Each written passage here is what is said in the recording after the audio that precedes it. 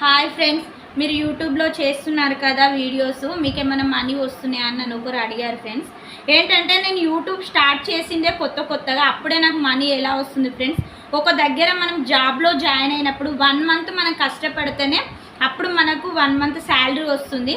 ఆ తర్వాత 1 month salary వచ్చినాక మన పని వాళ్ళకి నచ్చితేనే మన జాబ్లో ఉంచుకుంటారు, లేకపోతే తీసేస్తారు. అలాంటిది మనం వెంటనే రాగానే యూట్యూబ్లో మనీ రావడం సాధ్యం కాదు ఫ్రెండ్స్. మనం ఫస్ట్ కష్టపడాలి, తర్వాత ఫలితం అనేది ఆశించాలి ఫ్రెండ్స్. నేను కూడా అందుకే చేస్తున్నాను, కానీ నేను ఇంకా కష్టపడాలి, ఇంకా కష్టపడితేనే నాకు ఫలితం వస్తుంది.